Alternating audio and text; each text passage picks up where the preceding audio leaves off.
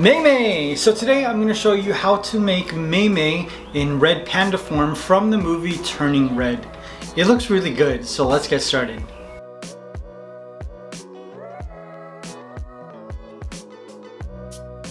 Hey everyone, welcome back to Quality Pops. My name is Sandra Oh, and today we're going to be making a red panda cake for Turning Red. I just watched it. There's so many more red pandas than I was expecting. So we're gonna be making Mei, and I'm going to make this a double-sided cake. So it's a buttercream cake, but it's my first time I'm gonna be doing a two-sided buttercream cake. Her expressions are so cute, and I just couldn't decide which one I wanted to do. So I decided to do two. I am excited about this. We're gonna be using my PVC pipe stand. I've got my cakes ready. Let's get to it.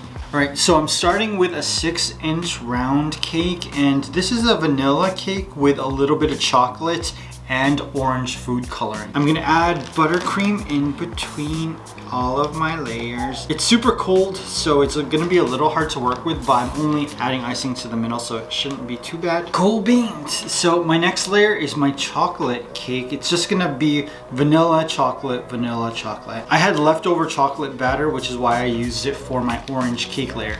So we got two 6-inch round cakes. I'm gonna add an 8-inch round cake on top of that, so that I can account for her arms, because I know I'm gonna have to include that in my sculpt. So I'm just gonna keep repeating these steps until all of my cakes are stacked. So this is gonna go in the fridge to set up. I want the buttercream to harden a little more, and then I'm gonna start carving this. So the first 3 cakes are gonna be her body, and that 8-inch cake really came in handy. I mean, I did cut a lot of it away, but it helped me understand the proportions of my character. Now, the 2 cakes on top are gonna be Mei's face. Now, when I was happy with my sculpt, I gave my cake a crumb coat, placed it in the fridge, and started to add my final coat of buttercream. Just get it everywhere, everywhere, everywhere. Just make sure that you keep the integrity of all the shapes, like her arms and her legs. So this is our cake so far. I gave it a crumb coat. We have our final layer of buttercream, and I started to really define the panda's expression. So I know where the hand is supposed to be. I know how the hand is gonna affect the cheek when it pushes it up. I'm gonna spend probably maybe 2-3 more hours making sure that I get the facial expression on both sides right. After that, I'm gonna add the brown buttercream to create her arms and her legs, but that is probably gonna be one of the final things I do, because I really wanna make sure that the face is done before I start adding all the other colors. Otherwise, it could get really messy. Now, when I was happy with my sculpt, I smoothed down my buttercream as much as possible, and then I carved out 4 holes so I could add 4 fondant eyeballs, 2 on each side. So here is our cake so far. I added fondant eyes to both sides, and I think I'm finished with the facial expression and all of the body details, except for the arms and the legs. Now I'm gonna be adding white and brown buttercream next, but before that, I'm gonna be using this shell fondant tool to create some fur texture, just by scratching the surface of my design. Now I added my white and brown buttercream, and I did this slowly because I wanted to make sure I only got it in the places that I needed it. If even just a little bit smears on the orange buttercream, it's hard to take off, so I was really careful. Now after I added the brown and the white buttercream, I smoothed out the lumps, then added 2 fondant ears and a fondant nose. After that, I gave it the same texture as the rest of the cake, and this is what we have so far. It's looking really good. It's looking really, really good. Now I added a medium brown, and one thing I realized when I was adding this coat is that the brush stroke created the perfect fur texture. So I ended up just covering my entire cake in it. And it took so much time, especially since I already spent a lot of time creating the texture before. But it made a big difference. Now when I was finished with my sculpt, I finished Mei's face. I just used fondant to create some eye color, some pupils, catch lights, a little bit of white fondant to create some teeth.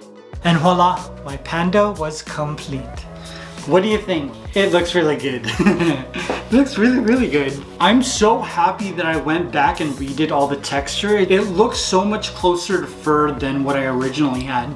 I just love the expressions on her face. And going forward, I'm just gonna make sure that my characters emote more. With my Batman and my Catwoman cake, they kind of just have like a very like meh expression, but I want the future cakes to make you feel something. Another thing that I learned is that I need to use lighter buttercream. Working with the buttercream as much as I did, taking the cake in and out of the fridge made the buttercream so much darker than I had intended. So I'm gonna start my cake with 2-3 shades lighter next side. I think this side turned out better than this side. Kinda sucks because I wanted the happy side to be the best, but there's something about the way the nervous eyes look that I just think works better. Now I'm curious, what Disney character would you like to see me turn into a double-sided buttercream cake next? Let me know in the comments and let me know what you think of turning red. I hope you guys enjoyed this. I love you. I'll see you very soon. Bye.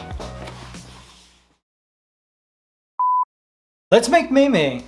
Now to create my Mei Red Panda, I'm switching between vanilla and chocolate cake. I dyed my vanilla cake orange so that my yellow panda colors can be seen on the inside as well. Now I'm gonna use my first 3 layers of cake to create Mei's body, and then the top 2 layers I'm gonna use to create her head. I'm just gonna carve the shape with a serrated knife that is way too big for this project, I know. And when I finished adding my crumb coats, part 1 of my Mei cake was complete. I love this color orange. The orange buttercream that I used for Mei, it looks like the perfect pumpkin color. Damn, I wish it was Halloween already. Now one thing this cake taught me is that I need to start with a buttercream that's 2 to 3 shades lighter. Taking the cake in and out of the fridge to carve it, exposing the buttercream to the air makes it darker. And so this cake ended up being a lot darker than I wanted it to be. Lesson learned. I don't even need to finish its face, you guys, it looks so cute. When I was creating my Mei cake, I kind of wanted to just stop. After sculpting my cake, it just looked like a really cute clay baby. Like a clay terracotta baby. Oh my gosh, I don't need to add eyes. I don't need to add anything else. This guy's ready to go. Look at him, he's so cute. That little chubby face. Everything about this sculpt looks perfect as is, but you know what? I set out to make a red panda, so I gotta finish it. Be very careful when you're adding buttercream on top of buttercream.